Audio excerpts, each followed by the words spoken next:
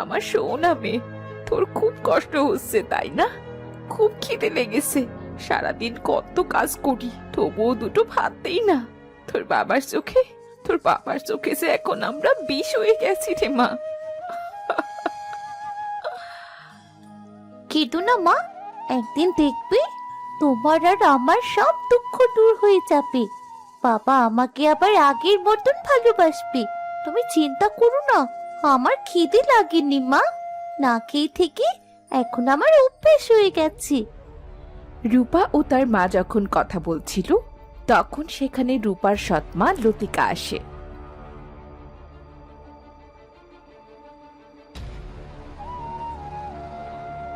এই যে নবাবের বেটি, দুজনে মিলে এখানে আদর করা হচ্ছে। বলি, এমন বসে থাকলে বাড়ির সমস্ত কাজ কে করবে শুনি? বেলা তো কম হলো না, রান্না বান্না করতে হবে না? ও লাগছে, ছেড়ে দাও ছোট মা, খুব ব্যথা করছে। ছোট বোন আমার মেয়েটাকে ছেড়ে দে, ওর যে কষ্ট হচ্ছে। তোর সব কাজ আমি করে দিচ্ছি, একটু সময় দে। কথাটা যেন মনে থাকে, কাজে একবার ফাঁকি মেরেছো তো তোমার মেয়ে মার খেয়ে মরবে। যদি 20 মিনিটের মধ্যে কাজ শেষ না হয়, তাহলে দুটোর একটাকেও আজ আর কিচ্ছু খেতে দেব না। আর উনি বাড়ি আসলে বলবো দুটোকে ঘাড় ধাক্কা দিয়ে বের করে দিতে। এমনটা করিস না ছোট, তোর জন্যে আমি সবকিছু ছেড়ে দিয়েছি। এখন মেয়েটাকে নিয়ে কোথায় যাব বল? হয়েছে হয়েছে, আর নাটক করতে হবে না। আমি ঘরে গেলাম, তাড়াতাড়ি খাবার রান্না করে ডাকবে আমায়।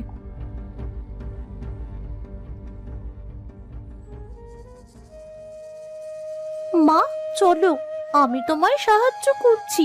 তুমি বাড়ির কাজ করো, আমি বরং নদী থেকে জল নিয়ে আসি। ঠিক আছে, তাড়াতাড়ি আসিস। আবার কারোর সঙ্গে গল্প করতে বসে যাস না যেন, তাহলে যে আর রক্ষে থাকবে না।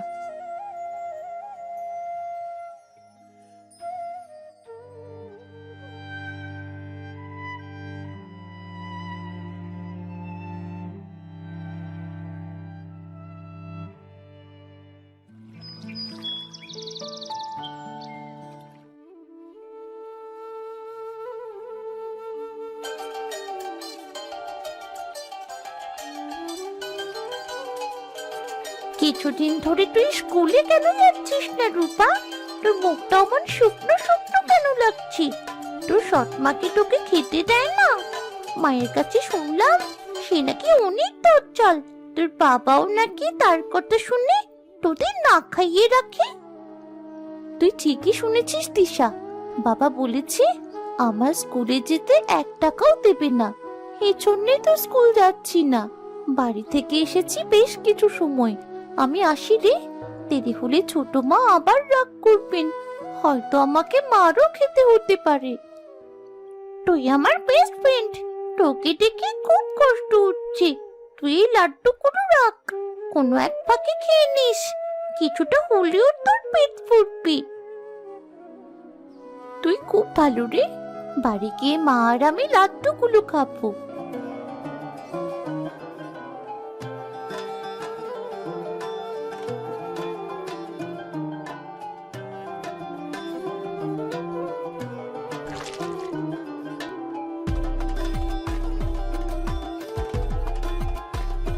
রূপা নদী থেকে জল নিয়ে এসে যখন কলসটা রাখতে যায়, তার হাত ফসকে গিয়ে কলসটা ভেঙে যায়। আরে এই অলক্ষণের দল, কি ভাঙলি রে? ওমা, আমার এত পছন্দের কলসটা! হায় হায় হায় হায়, কি সর্বনাশ হলো রে! তুই ইচ্ছে করেই আমার কলসটা ভেঙেছিস তাই না? আমার শখের জিনিসটা তো তোদের মামে সহ্য হয় না।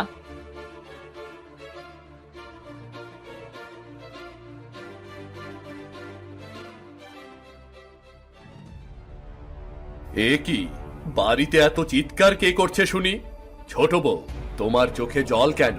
কি হয়েছে তোমার? আমাকে বলো, কি হয়েছে? তোমার মেয়ে আমার শখের কলসটা ইচ্ছে করে ভেঙেছে, এই কথা বলেছি, এর জন্য আমাকে বকেছে। ছোট মা মিথ্যে বলছে বাবা, ছোট মাই তো আমাকে অনেক মারছে। তখনই সেখানে লতিকার মেয়ে সুমি আসে। রূপা মিথ্যে বলছে বাবা, মাকে ওরা যা নয় তাই বলেছে। আমি জানি বাবা, তোমার সৎ মেয়ের জন্য তুমি আমাদের কথা বিশ্বাস করবে না। কি বড় বউ, তোমার এত সাহস? আমার ছোট বউকে কথা শুনিয়েছো?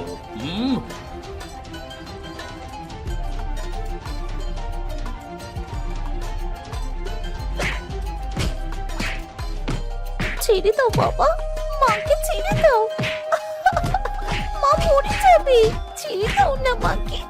মা ছাড়া তো আমার কেউ নেই।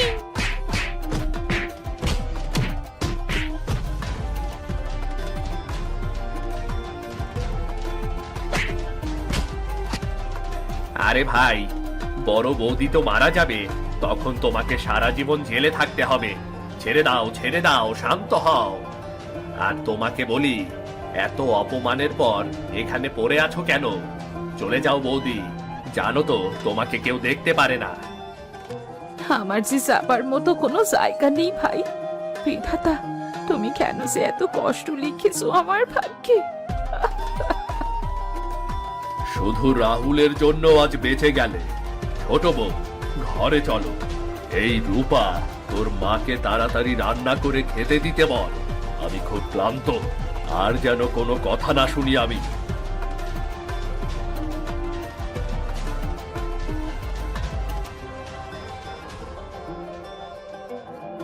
তোমার কষ্ট বুঝতে পারছি বৌদি, কিছু করার নেই। তুমি তাড়াতাড়ি রান্না শেষ করো, না হলে ভাই আবার রাগ করবেন।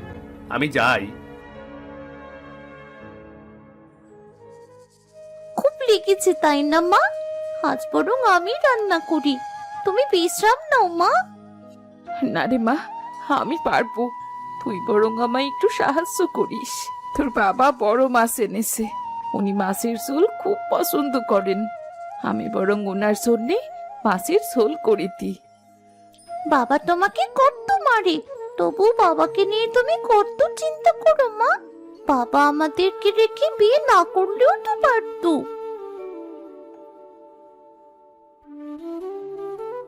লক্ষ্মী কাঁদে, আর তার ক্ষত হওয়া শরীর নিয়ে সে রান্না করতে শুরু করে। এভাবে কেটে যায় বেশ কয়েকদিন। গ্রীষ্মকাল ছেড়ে বর্ষাকাল চলে আসে।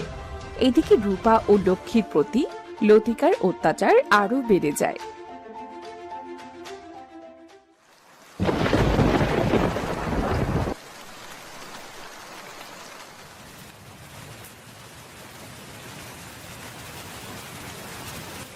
বলি, এইভাবে বসে বসে খবরের কাগজ পড়লে কি হবে বলো? যখনই বাড়িতে আসো তখনই খবর পড়ো। আমাদের মা মেয়ের দিকে তো একটু ফিরেও তাকাও না।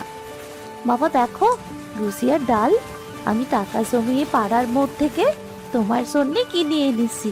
তুমি খুব পছন্দ করো তো এগুলো। তুই আমার নিজের মেয়ে না, তবুও কত খেয়াল রাখিস।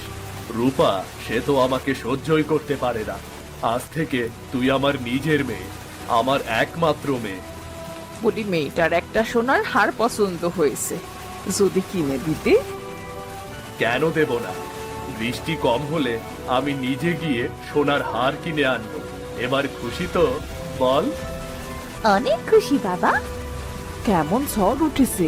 এই ঝড়ে না জানি কত মানুষ তাদের বাড়ি ঘর হারাবে। তারা যখন গল্প করছিল, তখন লক্ষ্মী ও রূপা যে ভাঙা বাড়িতে থাকতো সেটা পুরোপুরি ভেঙে পড়ে। মা, এবার আমাদের কি হবে? আমাদের ঘর তো ভেঙে গেল, আমরা কোথায় থাকবো মা? ছোট মা কি তাদের ঘরে আমাদের জায়গা দেবে? জানি না রে মা, তবে ভাগ্য ভালো, আমাদের কোনো ক্ষতি হয়নি। এভাবে বৃষ্টির জলে ভিজলে তো ঠান্ডা লেগে যাবে রে। চল, আমরা ও বাড়িতে যাই। তোর বাবা তো আমাদের তাড়িয়ে দেবেন না বল?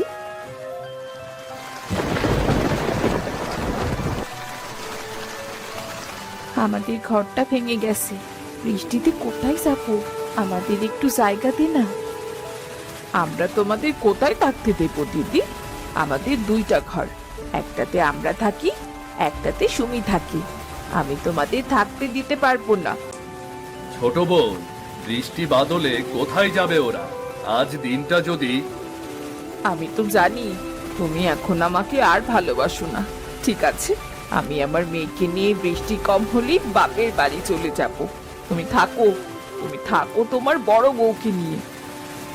এমন কথা বলো না ছোট বউ, চলে যেতে হলে বড় বউ চলে যাবে।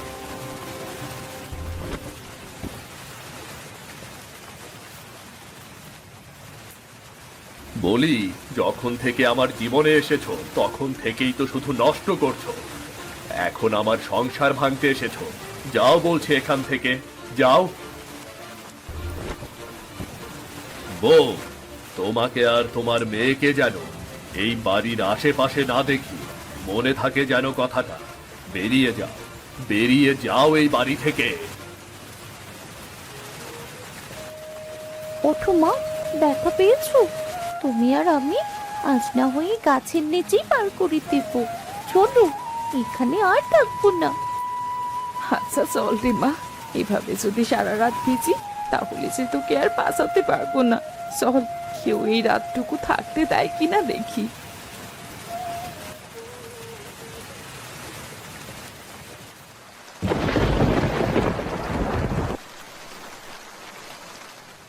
তুমি তো জানো দিদি, আমরা কত মানুষজন, নিজেরাই তাই মাটিতে বিছানা পেতে ঘুমোতে হয়। তোমাদের দুজনকে কোথায় জায়গা দেবো বলো? তুমি দুটো খেতে চাইলে খেতে দিচ্ছি, কিন্তু রাতে থাকতে দিতে পারবো না। ঠিক আছে রে বোন, আমি অন্য বাড়ি গিয়ে দেখছি যদি রাতটুকু থাকতে দেয় কেউ।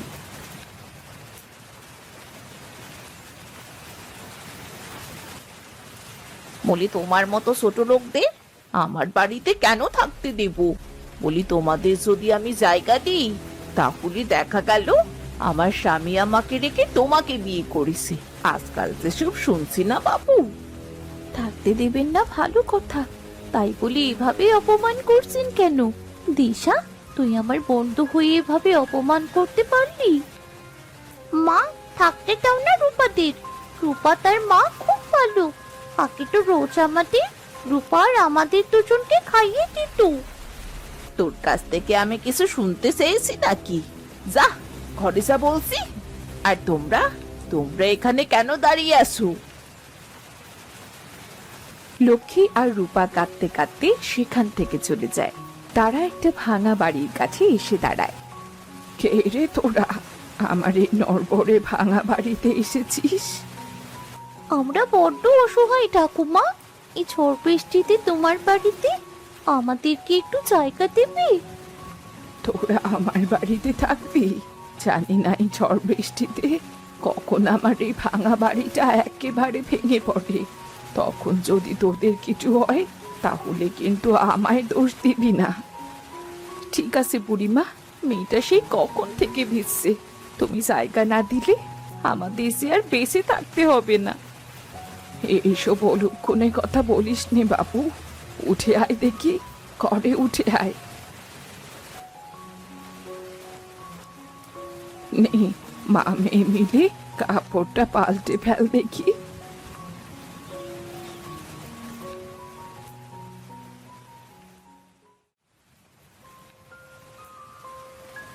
তা বাপু, তোরা এই ঝড় বৃষ্টিতে এখানে কেমন করে এলি? আমি এক হতভাগা মানুষ বুড়িমা, আমার স্বামী দ্বিতীয় বিয়ে করে। কাঁদিস নে বাপু, দেখবি তোর স্বামী একদিন তার শাস্তি ঠিক পাবে। এখন এই খাবারগুলো খেয়ে নি দুজন, এরপর ঘুমিয়ে পড়িস।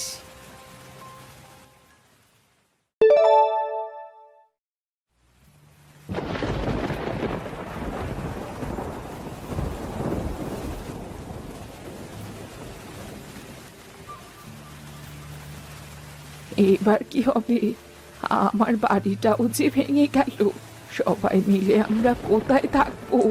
মনে হচ্ছে এই ঝড় বৃষ্টিতে সব তলিয়ে যাবে। কে জায়গা দেবে আমাদের?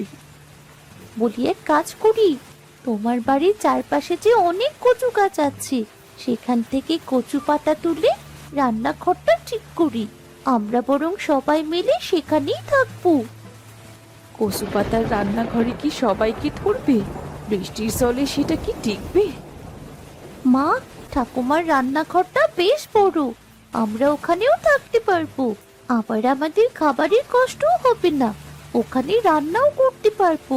কচু পাতার ওপর জল পড়লে তো জল কচু পাতায় দাঁড়ায় না, গড়িয়ে পড়ে যায়। চিন্তা করো না মা। দিদি ভাই ঠিক কথাই বলেছে, আমরা বরং চেষ্টা করে দেখি না কি করা যায়।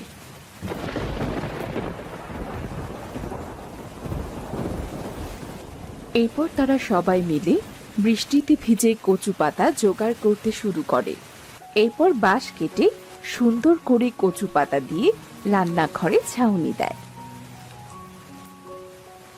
বেশ বড় হয়েছে কচু পাতার রান্নাঘর, অনেক মজবুত হয়েছে। এই রান্নাঘর আর ভাঙবে না, আমরা নিশ্চিন্তেই এখানে থাকতে পারবো। বুড়িমা, তুমি অনেক সময় ধরে বিছছো, এবার রান্নাঘরে গিয়ে একটু বিশ্রাম নাও তো। আমি রান্নাটা শেষ করে ফেলি, সকাল থেকে সবাই না খাওয়া। ঠিক আছে রে মা, তুই কত ভালো, তবু তোর স্বামী তোকে কত অবহেলা করেছে। দেখবি একদিন তোর সব দুঃখ বিধাতা দূর করে দেবেন।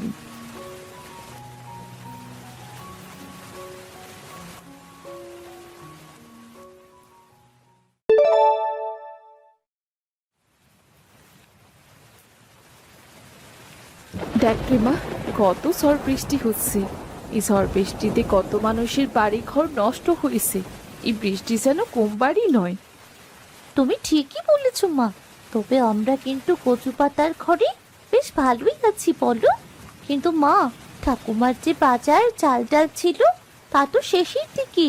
এবার আমরা কি খাবো মা? ঝড় বৃষ্টিতে কোথাও তো কোনো কাজও পাবো না।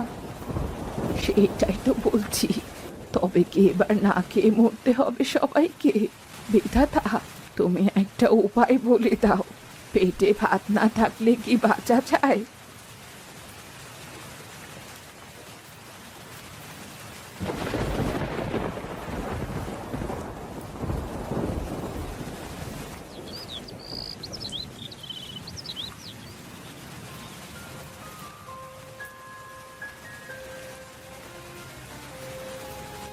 এইবার কি হবে? আমাদের ঘরটা সে ঝড়ে ভেঙে গেল। কতবার করে বলেছি ঘরটা সারাই করো, কিন্তু আমার কথা তো শুনলে না। এইবার সারা মাস কোথায় থাকবো? আহা গিন্নি, থামো তো এবার, আমি দেখতাছি ঘরটা কেউ সারাই দেয় কিনা।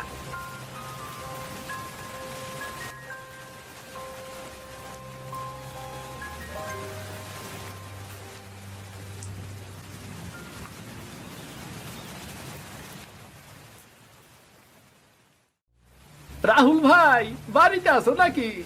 বড্ড বিপদে বইরা তোমার কাছে আইছি গো। আমার ঘরটা ভাইয়া পড়ছে ঝড়ে। যদি বৃষ্টির আগে ঘরটা সারায় নিতাম কতই না ভালো হইতো।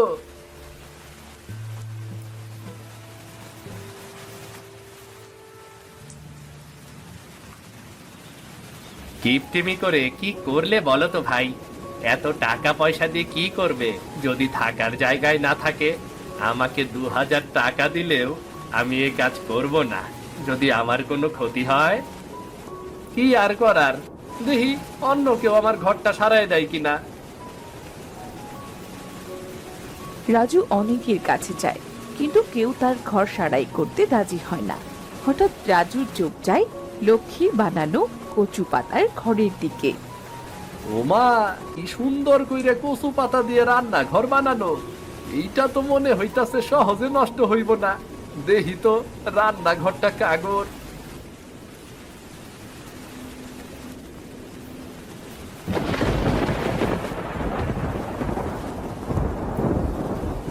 আরে ভাই, তা তুমি এখানে কেমন করে এলে? কি হয়েছে? তোমার মুখটা অমন শুকনো কেন দেখাচ্ছে? আর বইলো না, ঝড়ে আমার ঘরটা ভাঙা গেছে। অনেকের কাছে গেছি, কিন্তু কেউই এই বৃষ্টি বাদলে ঘর সারাইতে রাজি হইল না। তোমাগর এই কচু পাতার রান্নাঘর দেখতে আইলাম গো, খুব ভালো দেখাইতাছে। কেরাই বানাইছে এই রান্নাঘর? আমি আর রূপা মিলে বানিয়েছি। বুড়িমাও অনেক সাহায্য করেছে। বৃষ্টির দিনগুলো ভালোই যাচ্ছে কচু পাতার রান্নাঘরে।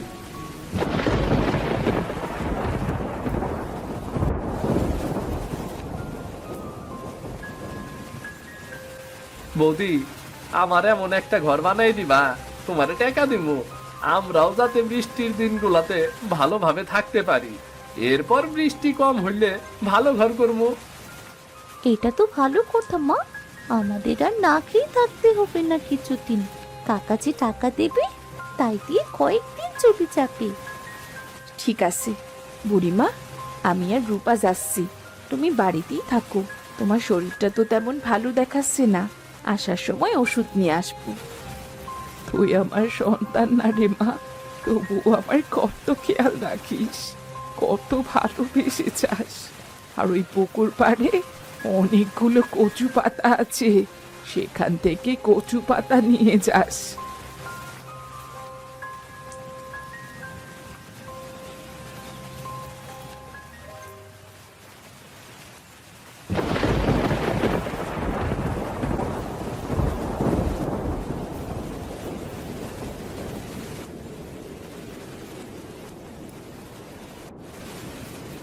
হে কি, তুমি আবার এসেছো?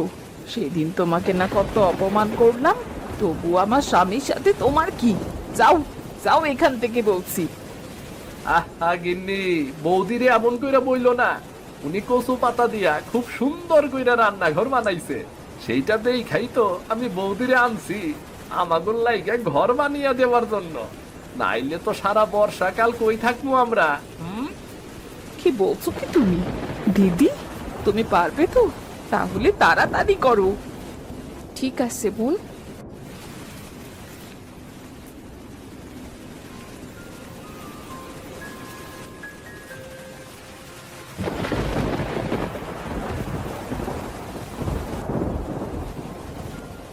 কি সুন্দর দেখাচ্ছে চাচি, তোমার হাতে জাদু আছে। রূপা, এবার তুই পড়তে পারবি। চাচি এমন ঘর বানালে গ্রামের সবাই চাচিকে দিয়ে ঘর বানাবে, বেশ টাকাও হবে।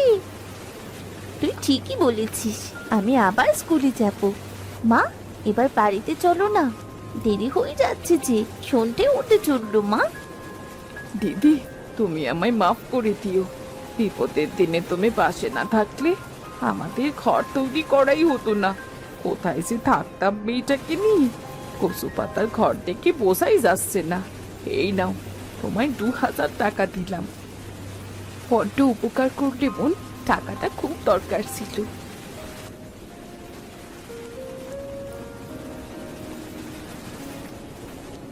আরে কি সুন্দর ঘর বানিয়েছো, কি করে দিল এত সুন্দর ঘর? আর এটা কি পাতা?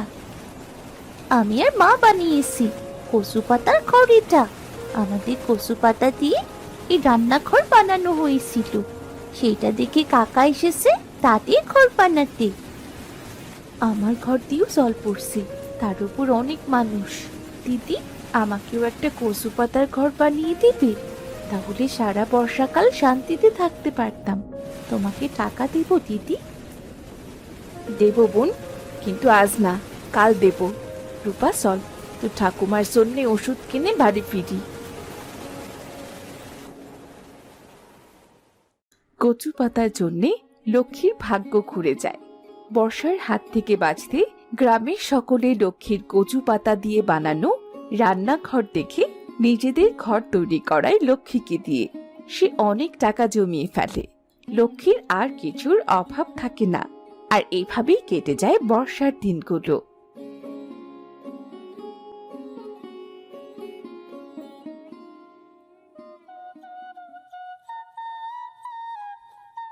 এখন থেকে প্রতি বছর বর্ষার দিনে কচু পাতা দিয়ে ঘর বানাবো। আমাদের এই রান্নাঘরটা কচু পাতা দিয়ে বানানো থাক, এটা স্মৃতি হিসেবে থাকবে। এই রান্নাঘরের জন্যই আজ আমাদের অভাব চলে গেছে। ঠিক বলেছিস মা, এবার আমাদের ঘর বানাতে হবে। কচু পাতার ছাউনি দিব উপরে, বেশ মজবুত করে বানাবো, যাতে এবারের বর্ষায় ভেঙে না যায়। তাহলে আজ থেকেই শুরু কর মা, কচু পাতার রান্নাঘরে আর কতদিন থাকবি? তারা সুন্দর একটা ঘর বানায়, ওপরে কচু পাতার ছাউনি দেয়। কেটে যায় আরো 1 বছর, নতুন করে আবার বর্ষাকাল আসে। লক্ষ্মীর হাতে এবারও অনেক কাজ, সে কচু পাতা দিয়ে ঘর তৈরি করে দেয় সবাইকে। একদিন আমি আজ আমার পাপের ফল পাচ্ছি। নিজের স্ত্রী সন্তানকে বাড়ি থেকে বের করে দিয়ে আজ আমি ঘর ছাড়া। এই বৃষ্টিতে কি করব আমি?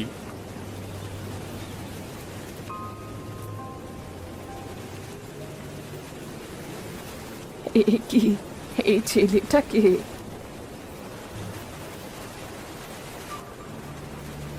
বাবা, তুমি ভিজছো কেন?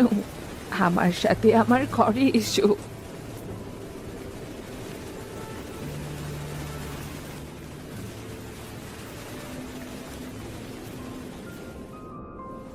বাবা তুমি, তোমার এই অবস্থা কেন? পায়ে কি হয়েছে তোমার? তোমাকে তো চেনাই যাচ্ছে না, মনে হচ্ছে কতদিন কিচ্ছুটি খাওনি। এটা আমার পাপের ফল রূপার মা, এটা আমার পাপের ফল, তোমাদের কষ্ট দেবার ফল। তোমাদের তাড়িয়ে দিয়ে কয়দিন বেশ ভালোই কাটছিল। এদিকে সুমির জন্য সোনার হার আনতে গিয়ে গাছ থেকে পায়ের ওপর একটা ডাল ভেঙে পড়ে। আমার হয়েছে জব্দ জ্বালা। মিনসে পা ভেঙে বসে আছে, বলি তোমাকে বসিয়ে বসিয়ে খাওয়াবে কে শুনি? এই বাড়ির জমি আমার নামে লিখে দাও, নইলে আমি বাপের বাড়ি চলে যাব বলে দিলাম। এমনটা বলো না বউ, ঠিক আছে, আমি আমার বাড়ির জমি তোমার নামে করে দিচ্ছি, এমনটা বলো না। এরপর থেকে ছোট বউ আমার প্রতি অত্যাচার বাড়িয়ে দেয়। ওষুধ কিনে দিত না, খেতে দিত না। আস্তে আস্তে পা আরো খারাপ হতে থাকে, আর আজ বাড়ি থেকে বের করে দিয়েছে। এখন যে বাড়িটা আর আমার নয়, আমাকে মাফ করে দাও তুমি, আমাকে মাফ করে দাও। কাউকে কষ্ট দিতে নেই বাবা, তুমি তোমার ভুল বুঝতে পেরেছো, এটাই অনেক। মা, ছেলেটাকে মাফ করে দে, তোরা সুখে বসবাস কর। তোমার চিকিৎসা আমি করাবো, আর জমি, আমি এক টুকরো জমি কিনেছি মাঠে, সেখানে চাষ করলে আমাদের পেটের ভাত চলে আসবে। তুমি কোনো চিন্তা করো না। এত টাকা কোথায় পেয়েছো তুমি? বাবা, ওই যে কচু পাতার রান্নাঘর দেখছো, ওই রান্নাঘরে আমাদের অভাব দূর করে দিয়েছে। কচু পাতার রান্নাঘর কেমন করে অভাব দূর করেছে মা? তুমি বাড়ি থেকে তাড়িয়ে দেবার পর অনেকের কাছে থাকার জায়গা চেয়েছি, কিন্তু কেউ দিতে রাজি হয়নি। তখন ঠাকুমাই আমাদের থাকতে দেয়, আর তখনই তার ঘরটা ভেঙে যায়। তখন ঠাকুমার রান্নাঘর আমরা কচু পাতা দিয়ে নতুন করে বানাই, যা দেখে গ্রামের সকলে কচু পাতার ঘর বানায় আমাদের দিয়ে। আর সেই টাকা জমেই তো এত কিছু। ঠিকই বলেছিস দিদি ভাই, কচু পাতার রান্নাঘরে তোদের ভাগ্য বদলে দিল, আর তোরা আসাতে আমিও পরিবার পেলাম। তুমি কিছু খেয়ে নাও, বৃষ্টি কম হলে ডাক্তারের কাছে নিয়ে যাব। আমি সুস্থ হলে তোমাদের সাথে আমিও কচু পাতার ঘর বানাতে সাহায্য করব বউ। বৃষ্টি কমলে রিতমকে ডাক্তার দেখাতে নিয়ে যায় লক্ষ্মী। আস্তে আস্তে রিতমও সুস্থ হয়ে যায়। প্রতি বছর বৃষ্টি শুরুর আগে গ্রামের সকলে কচু পাতা দিয়ে রান্নাঘর করে নেয় লক্ষ্মীকে দিয়ে। তাকে সাহায্য করে রূপা ও রিতম। তাদের আর কিছুর কোনো অভাব থাকে না। কি জ্বালা! এই সাত সকালে ঘরে বসে আরাম করব ভেবেছিলাম, কিন্তু তার কি আর কোনো উপায় আছে? গিন্নি আমার আরামের ঘুমটা নষ্ট করে দিল। এই রোজ রোজ গরু দিয়ে হাল চাষ করতে আর ভালো লাগে না। নিজের জমি হলে একদিন চাষ করে 10 দিন আরামে নাকে তেল দিয়ে ঘুমাতাম। আমরা গরিব মানুষ, তা তো আর আমাদের ভাগ্যে নেই। বাবা, সাদা কালো বুঝি তোমার কথা শুনছে না? আজ বুঝি ওদের পেটে দানা পড়েনি কু? না রে মা, বড্ড বদমাইশ হয়েছে। ওহ, হাঁটতে হাঁটতে পাটা একেবারে ব্যথা হয়ে গেল রে। কালা, সাদা, একটু টান দে রে, নাঙলটা তো আর উঠছে না রে। হায় আল্লাহ, এই জমি চাষ না করে আর কোনো উপায় নেই। এ বছর যদি ভালো ফলন না হয়, মহাজন তো আমায় আস্ত খেয়ে ফেলবে। বাবা, গরুকে বেশি বকা দিও না, ও তো কথা বলতে পারে না। আমার তো মনে হয় সাদার পা ব্যথা করছে। তুই ঠিক বলেছিস মা। আহ, ওরে একটা খড় দে তো, ওর পেটে মনে হয় টান পড়েছে রে।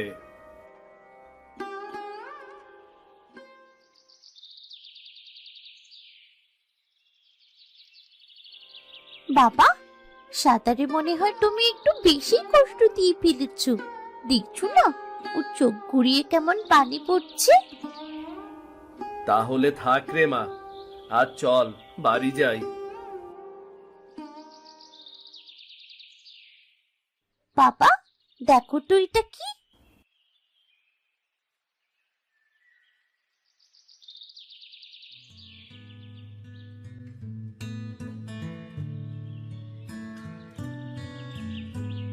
আরে, লাউয়ের বিচি মনে হয়।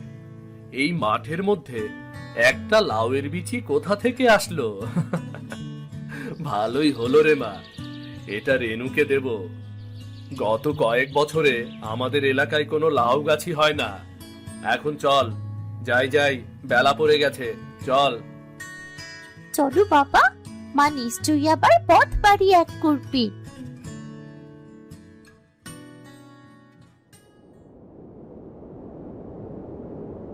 ও বাবারে, আমরা কি আর বাড়ি যাইতে পারবো না? এত হাওয়া, পাও রাখুন যাইতাছে না। আমি তো পইড়া যাইতেছি বাবা। আহ বাবারে। সাবধানে চল মা, কিচ্ছু হবে না। বৃষ্টি হওয়ার আগে বাড়ি যেতে হবে, চল চল।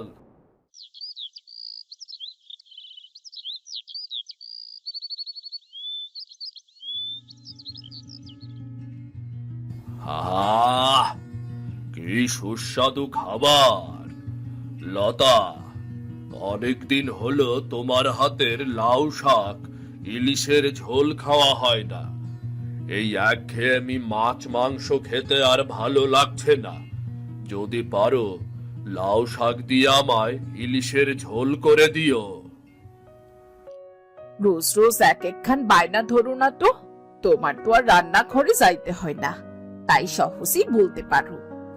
তুমি কি জানো না, গত কয়েক বছর গ্রামে লাউ শাক তেমন হইতাছেই না। তা কোথায় পাবো বলো তো? তা ঠিক, তবে মনে বড় চাচ্ছে গিন্নি, বুঝলে, মনে বড় চাচ্ছে গো।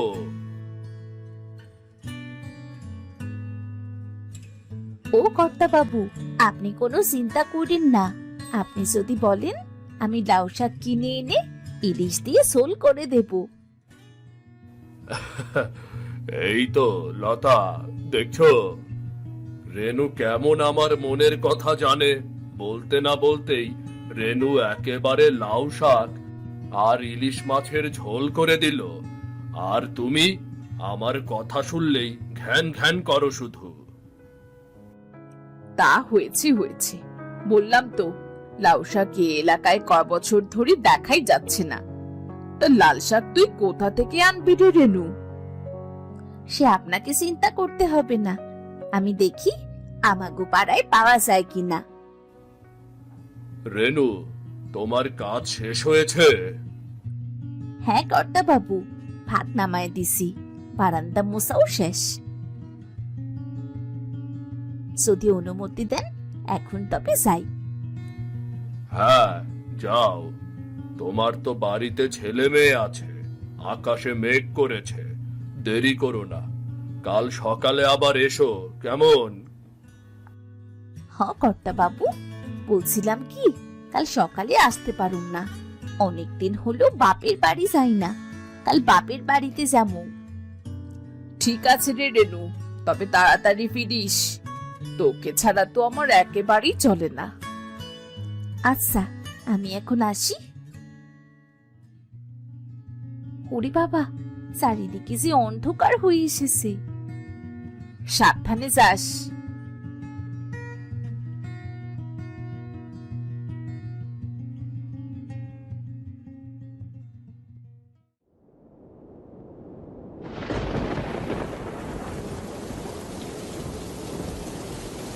এত ঝড়, এর মধ্যে বাড়ি যাবো কি করে বলো তো? বাবা, আমার সাদা কালো অনেক কষ্ট পাচ্ছি। আহ, এ তো দেখছি বৃষ্টি শুরু হয়ে গেল রে মা। গরুগুলো আমি গাছের সাথে বাঁধি, তুই এই গাছটার নিচে গিয়ে দাঁড়া। ভয় পাবি না মা, একদমই ভয় পাবি না।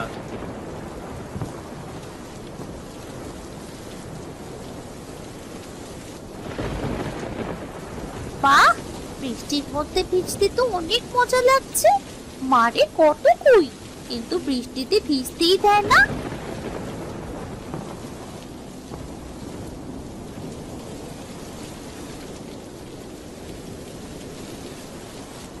আরে মা, একা একা কি ভাবছিস? ঝড় বৃষ্টিতে ভয় করছে না তোর? কি যে বলো না বাবা, আজ তোমার সাথে বাইরে না এলে বুঝতেই তো পারতাম না বৃষ্টিতে ভিজতে এত মজা। তাই নাকি মা? বেশি বৃষ্টিতে ভিজে কিন্তু তোমার ঠান্ডা লেগে যাবে।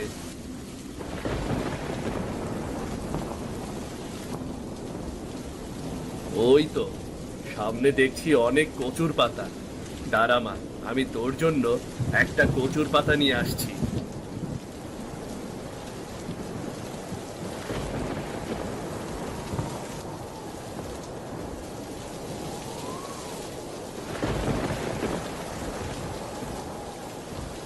বাবা, বাবা, আমার কিন্তু ভিজতে খুব মজা লাগছে। না রে মা, মাথায় পানি লেগেছে, ঠান্ডা জ্বর করবে।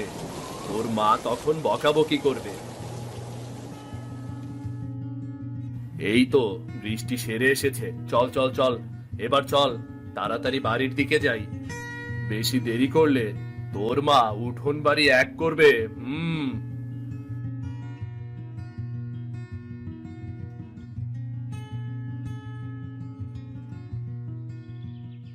ঝড় বৃষ্টি তো শেষ হয়ে গেল, তাও বাড়িতে আসার কোনো নাম নেই।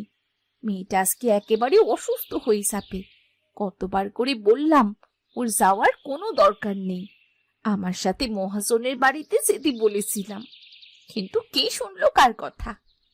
3 দিন হইল বলতাছি বাপের বাড়ি যামু, বাপের বাড়ি যামু, কারো কানে কোনো কথা যায় না। ঘরে ভাত নাই, লবণ নাই। কয়দিন হলো মেয়েটার মুখে মাছ মাংস কিছুই তুলে দিতে পারিনি। একদিন যদি জমিদারের বাড়ি কাজে না যাই, সংসারটা চালানোই তো মুশকিল হয়ে যায়। এই সংসারে আর কতদিন এভাবে কাটবো?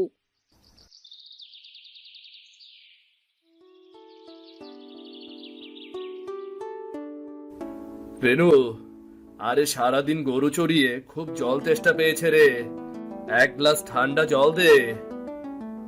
পরের জমিতে সারাদিন গরু দিয়ে চাষ করে কি লাভ বলো তো? দিন শেষে তোমার থলিতে তো আর কিছুই থাকে না। কত করে বলি জমিদারের কাছ থেকে সুদে টাকা নিয়ে নিজের জমিতে নিজেই চাষ করো, আমার কথা তো শুনলে না। জমিদারের বাড়িতে আমাকে জির খাটনি খাটতে হয়। একটু থামো তো, বেলা ভর গরুর পেছনে দৌড়িয়েছি, সারা দিন জমিতে হাল টেনেছি, আর এই দেখো বাড়িতে আসতে না আসতেই তোমাদের ঘ্যান ঘ্যান শুরু হয়ে গেছে। থামো তো তোমরা, এখন বাবাকে এক গ্লাস পানি দাও। আজ বাবার খুব পরিশ্রম হয়ে গেছে। জানো মা, বাবা তোমার জন্য কি এনেছে? তোমার কি মাথা খারাপ হয়েছে? এই তপ্ত রোদের মধ্যে মাইয়াডারে নিয়ে মাঠে গেছো। আমি কইছি না নিজেরা হাজার কষ্ট করলেও মাইয়াডারে কোনো কষ্টের চাপ লাগতে দিব না। মা, আমি বাবার সাথে যাইতে পছন্দ করি। তোরে কেউ কইছে মা? এখন তোর খেলার বয়স, তুই পাড়ার ছেলে মেয়েদের সাথে খেলা করবি। এই তোদের বাপ বেটিরে নিয়ে আর পারি না আমি। না রে রেনু, আর একটু সময় দে। জমিদারের বাড়িতে কাজ করে করেই তো কিছু টাকা জমাচ্ছি। যদি সুদ নিয়ে জমি চাষ করি, তাহলে সুদের টাকা শোধ করব কি করে? এই ধরো, মাঠে তিন্নির পায়ের নিচে এই লাউয়ের বিচিটা পড়েছিল, মাঠ থেকে কুড়িয়ে যত্ন করে তোমার জন্য নিয়ে এলাম। যদি আমাদের ভাগ্য ফেরে আর কি, আমাদের বাড়ির আঙিনায় লাগিয়ে দাও দেখিনি। লাউয়ের বিচি? এই লাউয়ের বিচি আবার কোথা থেকে আসলো গো? কে জানে একটা বিচি কোথা থেকে আসলো। এই লাউয়ের বীজে যদি আমাদের ভাগ্য ফেরে তাহলে তো ভালোই হবে। রেনু, আজকে তুই মহাজনের বাড়িতে কাজে যাসনি?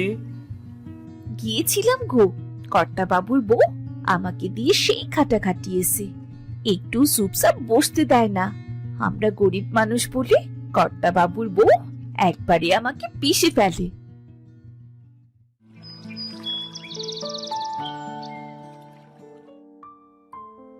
এই থলেটা নাও, এবার একটু বাজারে যাও দেখি, যদি কিছু আনতে পারো। আজ ঘরে এক মুঠো চালও নেই। বাবা, আজ কিন্তু তুমি বাজার থেকে ইলিশ মাছ আনবা, ঠিক আছে? আমাগো লাউ গাছটা যখন বড় হইব তখন আমরা লাউ শাক দিয়ে ইলিশের ঝোল খামু।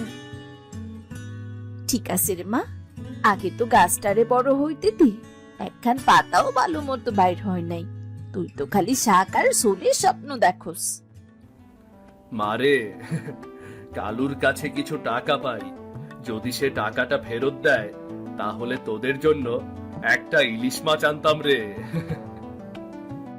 বাবা, তুমি আইসো কিন্তু, আমি অপেক্ষা করুম।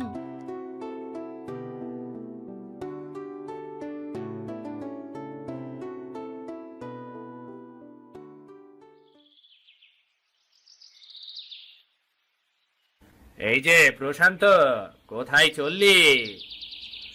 তোর বাড়ির দিকে যাচ্ছিলাম রে ভাই।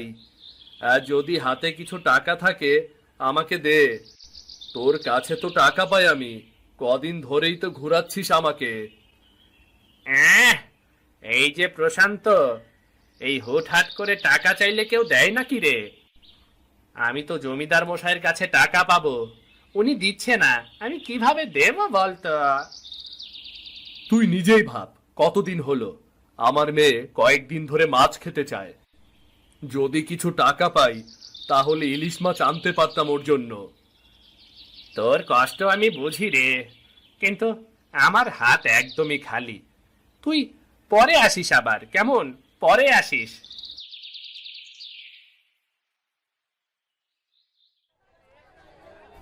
এই যে বড় ইলিশ মাছ লইয়া যাও, পদ্মার ইলিশ।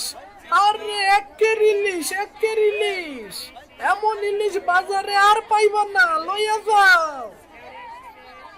বসন্ত ভাই, এই দিকে আহো, বড় বড় মাছ আছে, তাজা তাজা। কি লাভ যে, পকেট তো একেবারেই ফাঁকা। হে বিধাতা, এ কেমন পরীক্ষা! মেয়ের মুখে আজ হাসি আনবো কোত্থেকে আমি? ভিটা মাটিতে তো কিছুই নেই, নিজের গায়ের ঘামের দামও ঠিক মতো পাচ্ছি না। মাছ তো খাওয়া দূরের কথা, চাল ডালও তো কষ্টে জোটে। ভাই, এই বড় ইলিশটার দাম কত? 1200 টাকা। লইয়া যাও, খুব ভালো মাছ বাপু, খুব ভালো মাছ। না ভাই, থাক, লাগবে না। ওখান থেকে একটা বড় তেলাপিয়া কিনে নিয়ে বাড়িতে চলে যাই। ভাই, তেলাপিয়া নিবেন নাকি? এই নেন, বড় একটা মাছ নেন।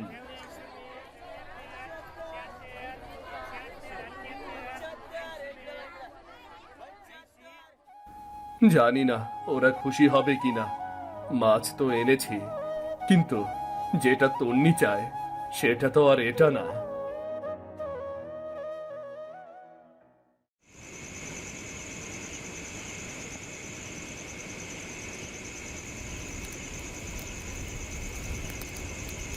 ওমা, আজ আবার কি রান্না করছো বলো দেখি?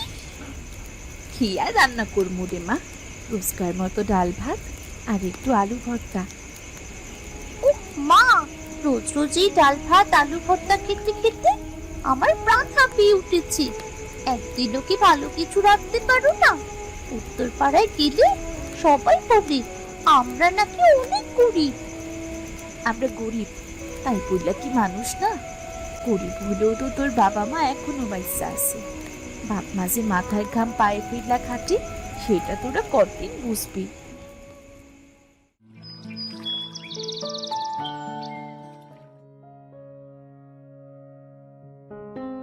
বাহ, লাউ গাছ তো বড় হইছে, একেবারে কষি কষি ডগা বেরিয়েছে। প্রশান্ত, প্রশান্ত ওঠো, দেখো কি হইতাছে, গাছে কষি কষি লাউ ঝুল্লা পড়ছে দেখো। এইটারে তো আইসি তরকারি করমু।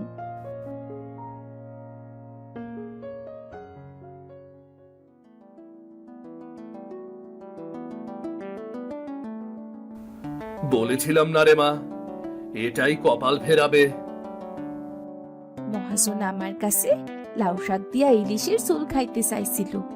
মহাজন যে ভোজন রসিক মানুষ, একবার যদি লাউ শাক দিয়া ইলিশের ঝোল খায় তাইলে সে খুশি হইয়া আমাগরি জমি জমাও দিতে পারে। এই তো আমার বউয়ের বুদ্ধি। কিন্তু রেনু, কাল যদি টাকা না দেয় তাহলে আমি ইলিশ কিনবো কি করে? শোনো, আমি কোনো কথাই শুনতে চাই না। এক সপ্তাহের মধ্যে লাউ শাক দিয়া ইলিশ রান্না করব। বেশি দেরি হইলে মহাজনকে অন্য কেউ কইরা খাওয়াই দিবে, তখন মহাজন আর আমাদের উপর খুশি হইব না। ঠিক আছে, দেখা যাক। হয় শুনলি, মহাজন কইতাছে এই বছর আমারে আর জমি দিব না। কি কস রে? মহাজন যদি জমি না দেয় তাইলে আমরা তো না খাইয়া মরুম রে। আর কই যাবো আমরা? এই জমিতে চাষ কইরেই তো 2 বেলা ভাত জোটে। এইবার তাইলে আমরা বউ পোলা মাইয়া নিয়া কই যামু রে?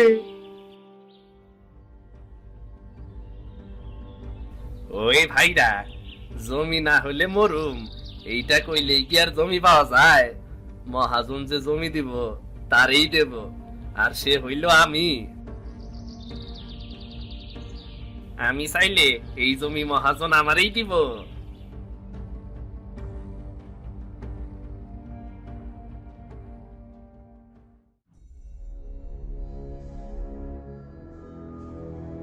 মহাজন, একটা কথা বলার জন্য এসেছি। কি বলবি রে কালু? প্রশান্ত আপনার জমিতে ঠিক মতো চাষ করে না। জমিটা আপনি আমাকে দিলে আমি জমিতে চাষ করে ঠিক মতো ফলন তুলতে পারতাম। তুই হঠাৎ প্রশান্তর নামে বদনাম করছিস কেন? বদনাম না মহাজন, সত্যি বলছি। আপনি শুনছেন না, প্রশান্তের বাড়িতে কিন্তু লাউ গাছ হয়েছে। আরো এখন থেকে কাজ না করে সারাদিন ওই লাউ গাছের পেছনেই পড়ে থাকে। কি বলিস? প্রশান্তের বাড়িতে লাউ গাছ? এই গ্রামে তো বহু বছর কেউ লাউ ফলাতে পারে না। এত বড় লাউ গাছ কোথায় পেল ওরা? আমি তো তাই বলি মহাজন, প্রশান্ত লাউ গাছ কোথা থেকে চুরি করে এনেছে। আমি শিওর। টাকা নেই, পয়সা নেই, এতগুলো গাছ কে দেবে শুনি? তাহলে তো ব্যাপারটা দেখতে হচ্ছে।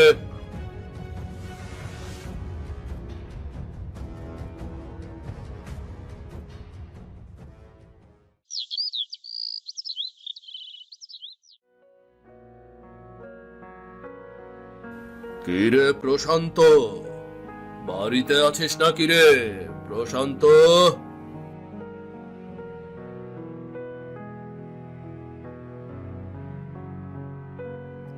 মহাজন, হঠাৎ আপনি আমার এই গরিবের ভাগা করে? বসুন, বসুন বারান্দায়, প্রশান্ত এক্ষুনি ফিরবো।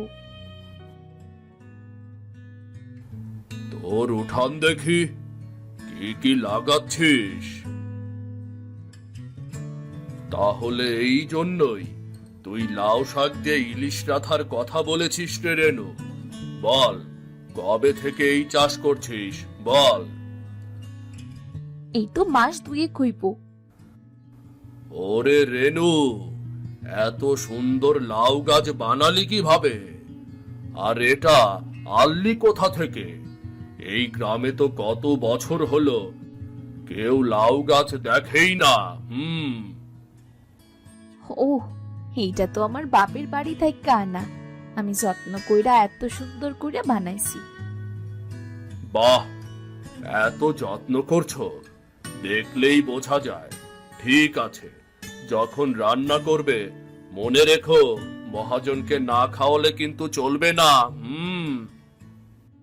আরে কাকা, আজই তো ভাবছিলাম ইলিশ মাছ আনাইয়া লাউয়ের ডগা দিয়ে রান্না করমু, আর আপনারে না খাওয়াইলে কি চলে? ওরা যদি লাউ দিয়ে ইলিশ মহাজনকে খাওয়ায়, তাহলে তো মহাজন খুশি হয়ে পুরস্কার করবে। না না না, এটা তো হতে দেওয়া যায় না। একটা কিছু আমাকে করতেই হবে।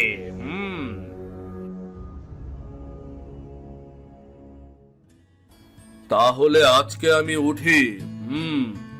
প্রশান্ত আসলে বিকালবেলা একবার দেখা করতে বললো।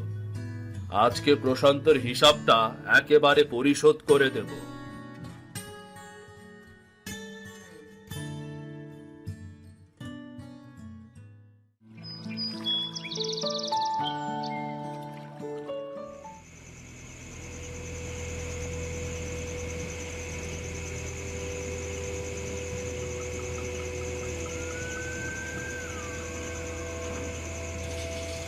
বাবা বাবা বাবা, এভাবে যদি একবার ইলিশ মাছ দিয়ে ঝোল করতে পারি, মহাজন তো একেবারে আমার কথাই উঠবে আর বসবে। যে ভোজন রসিক মানুষ আমাদের মহাজন।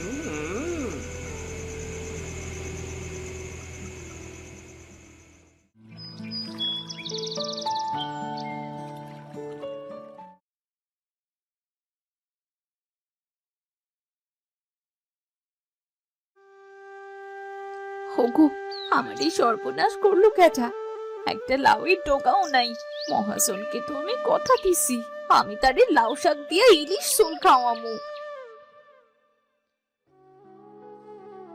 কি হয়েছে রেনু, কাঁদছো কেন? লাউ গাছের সব ডগা হারাইয়া গেছে, সব চুরি হইয়া গেছে। কি? কে চুরি করলো? বুঝতে পারতাছি না, খুব দুঃখ লাগতাছে। মহাজন আসতে একটু সময় আছে, এখন এখন আমি কি করবো? যা হবার হয়ে গেছে, আমি মহাজনকে বুঝিয়ে বলবো। তুমি এখন শান্ত হও।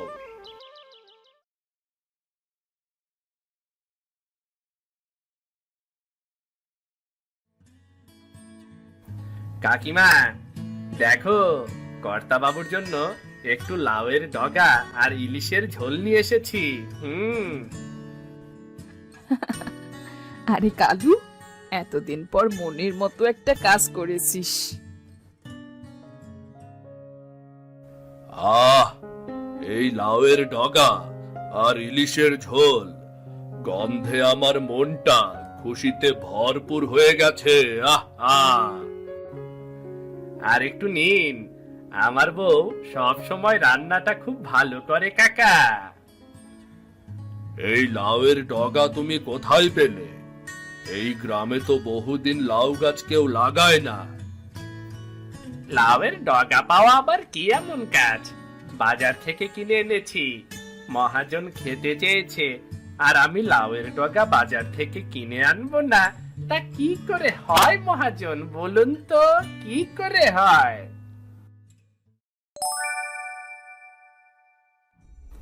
কালু, এই লাউয়ের ডগা তুই চুরি করেছিস? ইয়ে মানে কর্তা বাবু, আমাকে মাফ করে দিন। কর্তা বাবু, কালু আমাকে অনেক জ্বালিয়েছে, ওকে আপনি মাফ করতে পারেন না? কিছুতেই না। কত কষ্ট করে রেনু এই গাছগুলো উঠিয়েছে, আমাদেরকে না জানিয়ে কাল সেগুলো সব চুরি করে নিয়ে গেল এই কালু। কর্তা বাবু, এই দেখেন, আমি সারা মাসের উপার্জন দিয়া আপনার জন্য বাজার থাইকা ইলিশ মাছ কিনছি, কিন্তু বাড়িতে আইসা দেখি লাউয়ের ডগাই নাই। তাইলে রান্না করবো কি দিয়া? মহাজন, আজকে ওর জব্বর একটা শাস্তি দিতে হবে। হ্যাঁ, কালকে ন্যাড়া করে ওকে এই গ্রাম থেকে বের করে দাও।